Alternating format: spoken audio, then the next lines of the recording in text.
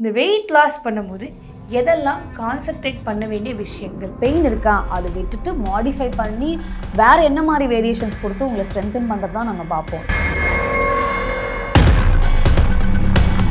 இல்லை அப்படின்னா அது டிஸ்க் பல்ஜாக போய் முடியும், இல்லை அதுவே ஒரு மசில் டேராக போய் முடியும்.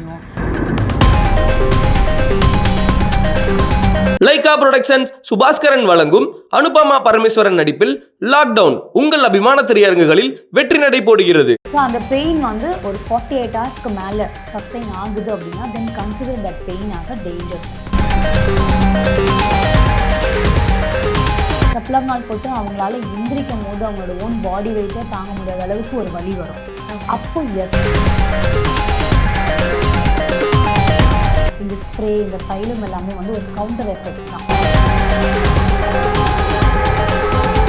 இது எல்லாமே நம்ம எடுத்தோன்னு ட்ரெயின் பண்ண முடியாது. 2 months ஆஃப் இன்டென்சிவ் நீ ரீஹாபிலிட்டேஷன் தனியாக இருக்குது. உடனடியாக ஆர்த்ரைட்டிஸோட சேஞ்சஸ் 30 to 40 தெரியாது. பட் எப்போ நீங்கள் இது ஒரு அலார்மிங்கான சைனாக பார்க்கணும் அப்படின்னா,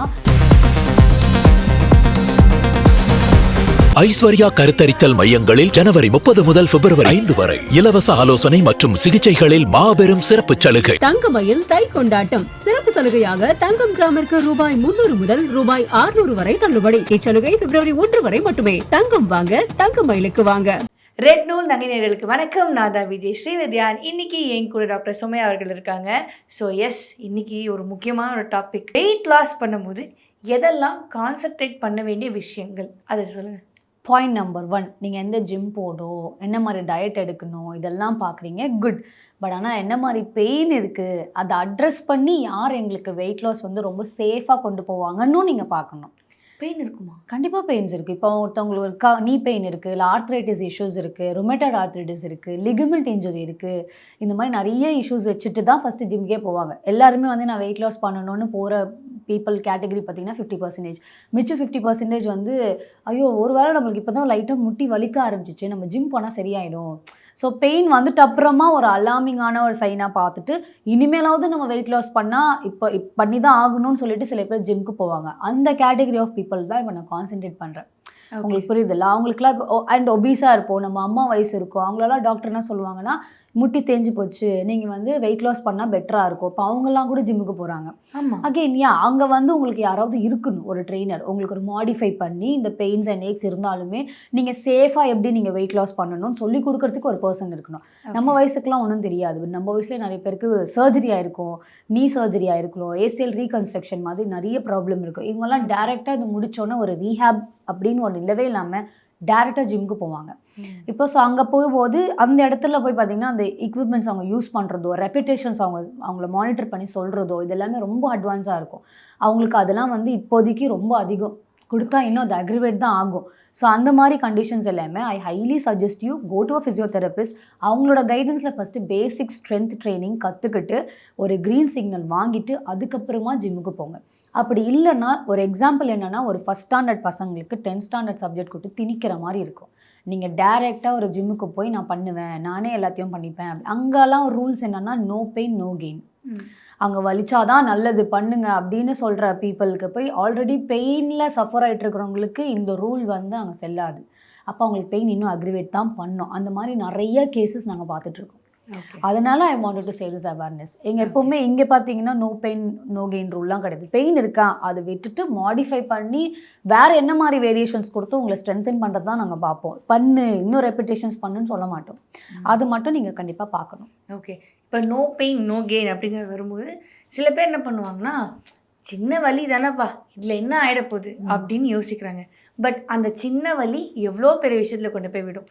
ஜென்ரலாகவே ஒரு சின்ன டிப்பு என்னென்னா, நீங்கள் ஒர்க் அவுட் பண்ணும்போது எஸ் லைட்டாக ஸ்ட்ரெயின் ஆகலாம், பெயின் வரலாம். சம்டைம்ஸ் அந்த பெயின் ஃபீல் பண்ணால் தான் அந்த மசில் லோட் ஆகும்னு சொல்லுவாங்கல்ல.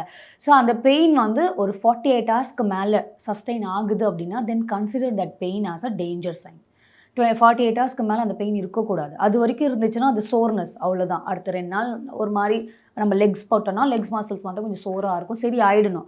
பட் 2 நாள் கழிச்சும் அந்த பெயின் நாகிங்காக இருக்குது, இல்லை அப்போதைக்கு செட்டில் ஆகுது, நான் ஏதாவது லோட் பண்ணும் போது மட்டும் எனக்கு அந்த ஷார்ப்பாக பெயின் வந்துட்டு போகுதுன்னா then you have to definitely consider ஒரு ஃபிசியோ கிட்ட போய் அந்த பெயின் அசஸ் பண்ணி அதுலேருந்து வெளியில் வந்துட்டு தான் நீங்கள் ஜிம்முக்கு போய் அந்த ஒர்க் அவுட்ஸே பண்ணணும்.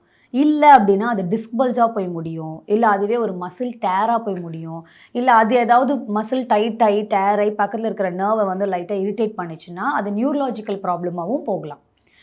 நிறைய பேர் வந்து சின்ன பெயின்னு சொல்லிட்டு ஒரு 6 மாதம் அந்த பெயின் இருக்கும். அப்போ அது சின்ன பெயின் கிடையாதுல்ல, 6 மாதம் அந்த பெயின் இருக்கும். ப்ரோக்ரஸ் பண்ண பார்ப்பாங்க, அப்போ அவங்களுக்கு கண்டிப்பாக லாக் ஆகும். அவங்களுக்கு பெயின் இருக்கிற வரைக்கும் தெரியாது, ஒரு 50% பெயின் இருக்கலாம். ஓகேன்னு சொல்லிட்டு சில பேர் அந்த பெயினை வந்து வெயிட்ஸை வச்சு ப்ரோக்ரஸ் பண்ண பார்ப்பாங்க, நிறையா ரெப்பிட்டேஷன்ஸ் போட ஆரம்பிப்பாங்க. புதுசாக ஒர்க் அவுட் வந்து எக்ஸாஸ்ட் ஆகிற அளவுக்கு அவங்க புஷ் பண்ணும் போது டெஃபினட்டாக இந்த சின்ன பெயின் பெரிய பெயினாக மாறும். ஓகே. ஸோ இதெல்லாம் கண்டிஷன்ஸ் தான் உங்களுக்கு வரும். நிறைய பேர் இந்த லெக்மெண்ட் டேர்லாம் வச்சுக்கிட்டு காலில் அப்படியே வெயிட் போட்டு வச்சுக்கோ, ஏன் வேற மாதிரி இருக்கும். அதுக்கு தான் நான் சொல்கிறேன், லிகமெண்ட் டயர்லாம் வச்சா உங்களுக்கு ஒரு நாலேஜ் இருக்குது, உங்களுக்கு ஒரு ட்ரெயினர் வந்து who knows about this ligament condition, அதை எப்படி மாடிஃபை பண்ணி உங்களை ட்ரெயின் பண்ண தெரிஞ்ச ஒரு ஆளாக இருந்தால் தாராளமாக போங்க. இல்லைனா you have to definitely work out under a physio.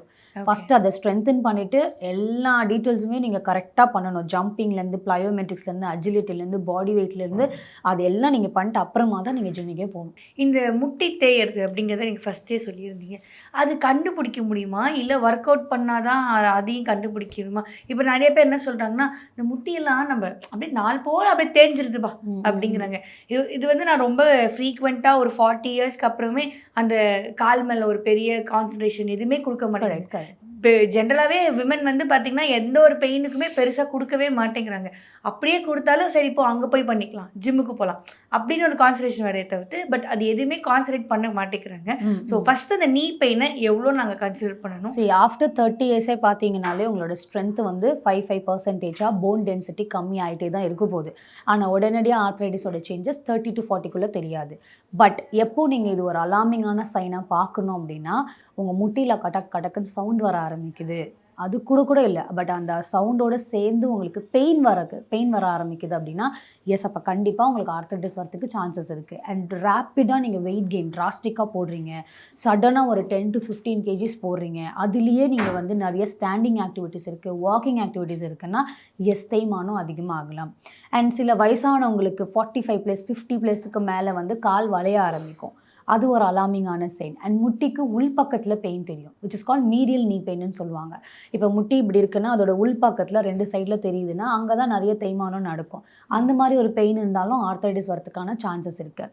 இன்னும் என்னென்னா, உட்காந்தா அவங்களுக்கு பெயின் தெரியாது, படுத்தா அவங்களுக்கு பெயின் தெரியாது, ஸ்டெப்ஸ் ஏறும் போது ரொம்ப நேரம் உட்காந்து எந்திரிக்கும் போது ரொம்ப ஒரு முக்கியமான சைன் என்னென்னா, நல்லா சப்பளங்கால் போட்டு கீழே உட்காருவாங்க, பட் ஒரு நாள் சில போக என்னென்னா சப்பளங்கால் போட்டு அவங்களால எந்திரிக்கும் போது அவங்களோட ஓன் பாடி வெயிட்டை தாங்க முடியாத அளவுக்கு ஒரு வலி வரும்.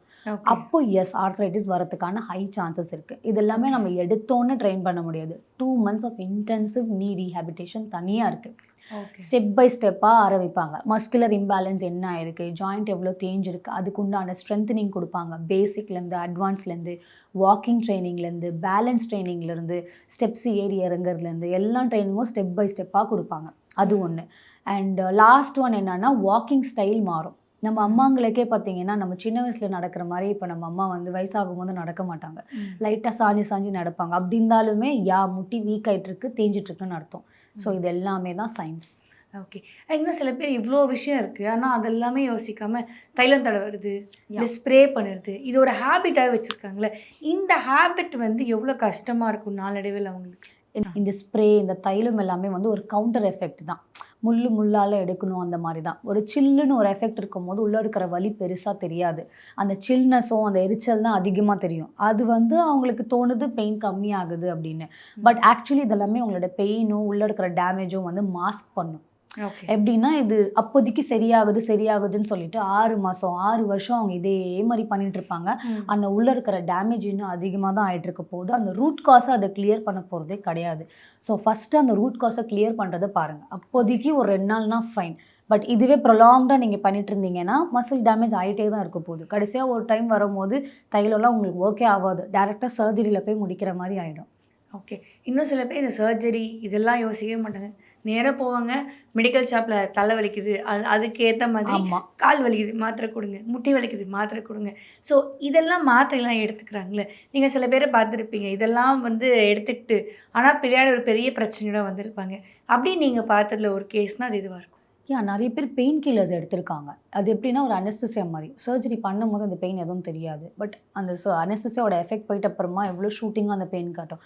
அதே தான் இவங்க அந்த பெயின் கில்லர்ஸ் வச்சு பண்ணுறாங்க. 6 to 8 hours தெரியாது. அகெயின் அடுத்த நாள் ஒரு பெயின் கில்லர், அடுத்த நாள் ஒரு pain killer. Again it's also masking effect. உங்களுக்கு உள்ள ரூட் காஸ் கிளியர் ஆகாது, டேமேஜ் ஸ்டில் டேமேஜ். அது நம்பி டேப்லெட் போட்டால் சரியாயிடுதுன்னு சொல்லிட்டு டூஸ் அண்ட் டோன்ஸ் எதுவும் பண்ணாமல் ஒரு பேட் லைஃப் ஸ்டைல் கீழே போய் இந்த மாதிரி ஒரு இம்பார்ட்டண்டான கேஸ் என்ன வந்துச்சுன்னா, அவங்களுக்கு செஸ்ட் டைட்னஸ் இருந்துச்சு, லெஃப்ட் சைட் ஃபுல்லாக ஒரு பால்பிட்டேஷன், பெயின் எல்லாமே இருந்துச்சு. அவங்க என்ன பண்ணாங்க, அது மாத்திரை சாப்பிட்டு அதை அடக்கிட்டே இருந்தாங்க அந்த பெயின். அப்புறம் 1 5 days since it's left side, நான் கார்டியாக் ப்ராப்ளம் தான் இருக்கும்னு சொல்லிட்டு எக்கோ, இசிஜி, அப்புறம் எம்ஆர்ஐ, சிடி, பிரெயின் அளவுக்கு எல்லாத்தையும் செக் பண்ணிட்டாங்க. But everything was normal. இப்போ என்ன இருக்கும், ஆர்த்தோ கிட்ட போகிறாங்க, நியூரோ கிட்ட போகிறாங்க, எல்லாருக்கிட்டையும் போய் மறுபடியும் ரிப்போர்ட்ஸ் நார்மலாக தான் வந்து அவங்க எனக்கு ஏதோ இருக்குது ஆனால் எந்த டாக்டரால் கண்டுபிடிக்காத அளவுக்கு ஒரு நோய் இருக்குதுன்னு சொல்லிட்டு ஆன்சைட்டி வந்து சைக்காட்ரிஸ்ட் கிட்ட போய் டிப்ரெஷன் டேப்லெட்ஸ் எடுத்து அவங்களோட வேலையை குவிட் பண்ணி ரிலேஷன்ஷிப்பில் சண்டை வந்து இவ்வளோ தூரம் வந்து தான் இந்த மாதிரி ஒரு அதே ஒரு 3 4 5 years ஆயிடுச்சு. 5 years கழிச்சு எங்கிட்ட கன்சல்டேஷன் வரும்போது தான் we identified it was a musculoskeletal issue. So மஸ்குலோஸ்கெலிட்டல்னா என்ன, it doesn't come under ortho. Joint pain இல்லை, நியூரோ பெயின் இல்லை, ஆர்கானா ஏதாவது சிஸ்டமேட்டிக்காக இஷ்யூன்னு தான் இல்லை. அப்போது சுற்றி இருக்கிற மசில்ஸும் லிகமெண்ட் ஸ்ட்ரெயினால் வந்த ஒரு வலி. அவங்க அதை ஐடென்டிஃபை பண்ணாமலேயே பெயின் கில்லர்ஸ் போட்டு அதே மாதிரி மாஸ்க் பண்ணிட்டு இருந்திருக்காங்க. இப்போது அதை ஃபுல்லாக நாங்கள் ரிகவர் பண்ணி அவங்களுக்கு ஒரு ப்ராப்பர் ஸ்ட்ரென்த் ட்ரைனிங் கொடுத்து அகெயின் இப்போ இவங்க பர்சன் வந்து ஜிம்முக்கு போனால் என்ன ஆயிருக்கும், இன்னும் பெயின் தான் அக்ரிவேட் ஆகிருக்கும், இன்னும் லிகமெண்ட்டோ டெண்டானோ அதாவது டேர் தான் இருக்கும். ஸோ அது கண்டிஷன் நம்ம புரிஞ்சு அவங்களை ரீஹேப் கொடுத்து ஒரு 6 weeksலேயே he was able to recover beautifully. Okay. So இதுதான் ஒரு பெயின் கில்லர் பண்ணும். அது உங்களோட பெயின் அப்படியே மாஸ்க் பண்ணும். And also have an awareness that எல்லா டாக்டர்ஸும் பார்த்த நீங்கள் மஸ்குலோஸ்கெலிட்டல் இஷ்யூவாகவும் இருக்கலாம். அதையும் நீங்கள் கண்டிப்பாக கன்சிடர் பண்ணணும். Because 90% of the pain is from your muscles and joints. அதை இக்னோர் பண்ணிவிட்டு நீங்கள் மற்றது எல்லாத்தையும் பார்க்குறீங்க. லைகா புரொடக்ஷன்ஸ் சுபாஸ்கரன் வழங்கும் அனுபமா பரமேஸ்வரன் நடிப்பில் லாக்டவுன் உங்கள் அபிமான திரையரங்குகளில் வெற்றி நடை போடுகிறது. ஐஸ்வர்யா கருத்தரித்தல் மையங்களில் ஜனவரி 30 முதல் பிப்ரவரி 5 வரை இலவச ஆலோசனை மற்றும் சிகிச்சைகளில் மாபெரும் சிறப்பு சலுகை. தங்கமயில் தை கொண்டாட்டம் சிறப்பு சலுகையாக தங்கம் கிராமிற்கு ரூபாய் 300 முதல் ரூபாய் 600 வரை தள்ளுபடி. இச்சலுகை பிப்ரவரி 1 வரை மட்டுமே. தங்கம் வாங்க, தங்கமயிலுக்கு வாங்க.